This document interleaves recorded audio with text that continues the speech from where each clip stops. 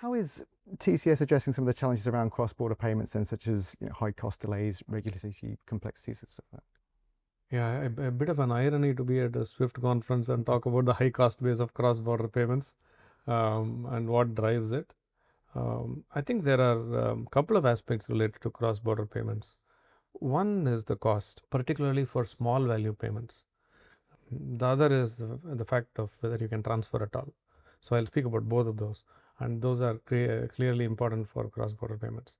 So if you look at the cost element, if somebody is going to if someone's earning a couple of $100 somewhere and sending $100 home, they don't want to pay $5 to anybody in order to make the transaction.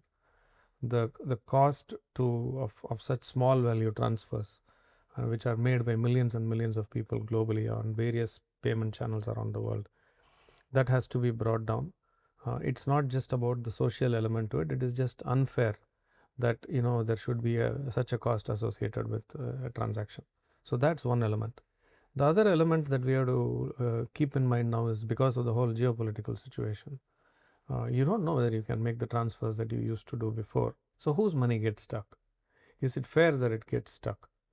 Because if somebody got into a particular business with a particular country and is doing a project or is doing it could be a big civil construction project, for example, or any project, and then that country goes into a sanction regime.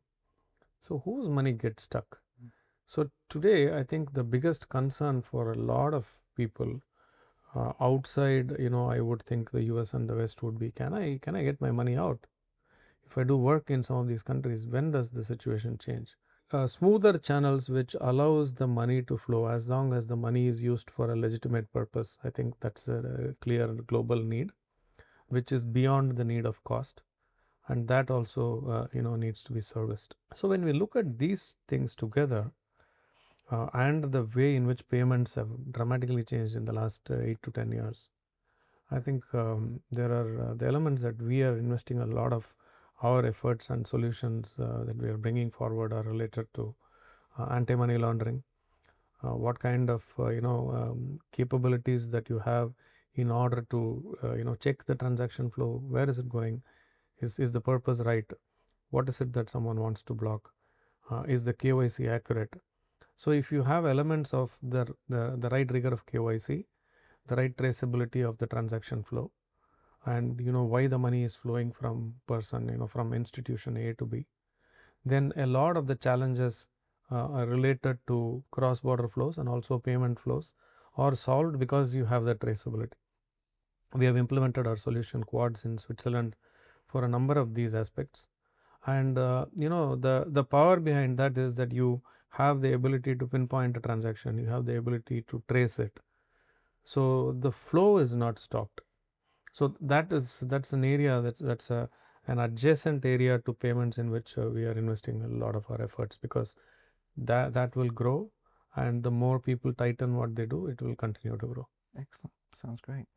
On the topic of market infrastructure as well, I mean, how are you seeing the landscape evolving there at the moment? I think the biggest challenge for market infrastructures globally is the amount of legacy that is there. One of our customers, she was telling us very nicely that they have been digital forever, right? They have been electronic for the better part of the last 30 years and more. Some parts of the world 40 years.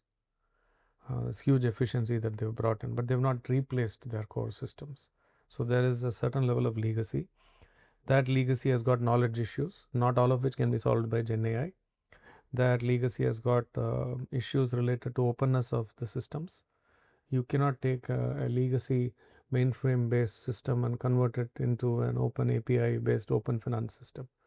So I think that is the biggest challenge. There are other challenges like resilience and challenges related to much greater availability, which will come, because you cannot operate stock exchanges till 4 p.m. in the evening or 5 p.m. in the evening. It's got to change. But even if those changes come, I think a lot of these organizations, in my view, not because I'm from a tech company, but it's probably the area where the legacy and the technology debt is among the highest today in terms of, if you just look at critical national infrastructures, this is an area where the technology debt that is there has to be overcome. Like we spoke earlier in the conversation with respect to tokenized securities, DLT, in a lot of those areas you can bring in technology and make it coexist. But the core system that is there, that underpins electronic clearing and settlement and electronic trading, those have to move away from legacy too for us to really be in the future. That's how I would put it. Sounds good. Well, I guess, yeah, just to finish off here then, I mean, what's next for TCS then? Is there anything else in the pipeline you can tell us about now? There's a lot going on. I think, how we truly leverage Gen AI to make our workforce, a next generation workforce is important for us. How we make our customers, move forward with Gen AI and, leverage it the right way and gain productivity, that is important.